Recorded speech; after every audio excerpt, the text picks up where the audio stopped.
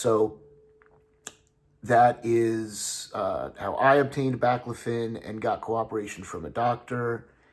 And I hope that all of you are not in a position where you need to worry about the ban. But if you're here watching my channel, then you are probably a Phenibut addict. And I really, really feel for you. I'm praying for you. And we are going to get through this. So how do I know that? Because let me update you on my situation. I think that my last update, I was at 4.9 grams. And I've even been a little bit loosey-goosey about it, where let's say I'm supposed to go from 4.9 to 4.8 and I measure out 4.731. I'm not going to add the extra 70. My dose is going to be even lower than I anticipated. So yesterday I was on 4 grams.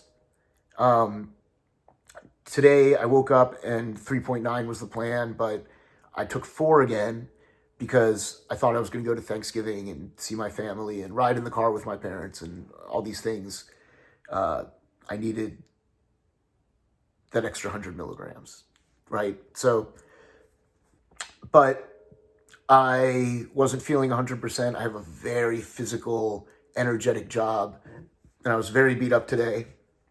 And, you know, it was one of those things. If you're an addict, you know what I'm talking about. I took 4 grams. An hour later, when it was kicking in, I still didn't feel like I could handle Thanksgiving. I had 2 things I could do. Take more Phenibut to feel good, or stay home from Thanksgiving because my taper is more important and my relatives understand.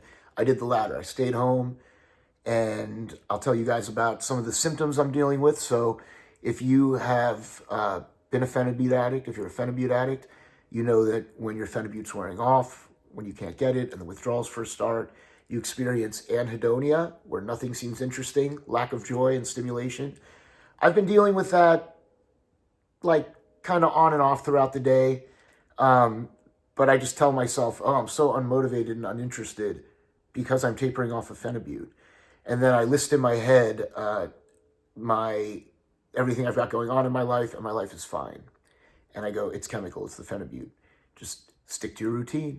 Just do the things you would normally do. Constantly repeating those things to myself. Some anxiety, I would say it's mostly physical, or rather, as opposed to that anxiety where you just can't even focus, I have this focused sense of doom where I go through my day and I might not necessarily be anxious, but I just feel like a meteor is coming. I just feel like there's a shadow over everything. And it's funny because I won't even necessarily feel upset or panicked. It's just like this constant feeling like something's coming, something's coming. I can be calm about it. But I also experience normal anxiety where I'm pretty confident in my ability to control my behavior and the image I present at work. So my main anxieties are like something's wrong with my heart, something's wrong with my guts, something's wrong with my liver, whatever it is. I worry that I forget and lose things. I get anxiety about work that I need to do professionally if I haven't gotten it done yet. And then I just remind myself it's, nothing I do for my job is really difficult for me. Sometimes it's just time consuming. And I remind myself that I can do it and I'll get it done before I need to, and I always do, right? I just keep reminding myself. And I can tell myself these things are facts. What else? Sleep obviously is affected, but that's why I take gabapentin in the evening. The main nuisance about gabapentin, there's 2 for me. I have digestive problems anyway. I have a weak digestive system. I have internal injuries, like physical internal injuries. And gabapentin slows my digestion even more. But it doesn't really work unless you take it with fatty food. So instead of going to bed on an empty stomach like I'd like to, I have to like eat a snack at night with the gabapentin. And then the gabapentin gives me the munchies. So sometimes I'll sleep for 2 hours, wake up, and I have to eat something and then go back to bed. But I'm sleeping. And I'm sleeping like probably 5 to 6 hours a night average, which is a huge improvement over the past several years. Even with huge doses of Phenibut, I'm sure you guys can relate. I'll feel exhausted, but you twitch and have all sorts of crazy side effects. And so my body hasn't been able to sleep for a long time.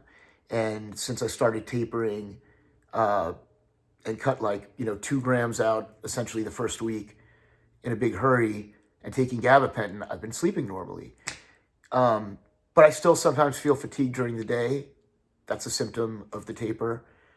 I will go to the gym and go through an entire workout with no weakness or anything, but the entire time I just feel lethargic. Like I have to force my body to move. I can lift heavy weights, but in my mind, I never wake up. I never get up. So I don't really feel driven. I don't feel motivated. My libido is absent, but I still get horny. So physically I get horny, but I don't have any I want to be alone most of the time, right? So yeah, 3.9 grams tomorrow. And now that my dose is getting lower based on experiences I've read from other people and just my intuition, I think that now that I'm under 4 grams, it's going to start to, with the long half-life, like my doses are going to start leaving my system, and I'll have less in my blood all the time. And I predict that under 4 is where I'm going to start having some, tachycardia, arrhythmia, other symptoms that I'm really not looking forward to. But I might be completely wrong, and maybe I continue 100 milligrams less a day and not a fucking thing changes, and I finish it, and I feel fucking normal, and I need gabapentin to sleep for a couple weeks. I hope so. Wish me that. And I am praying for you guys and wishing you safety. Subscribe to my channel if you think that this is helpful or I am interesting, or this is interesting and I am helpful.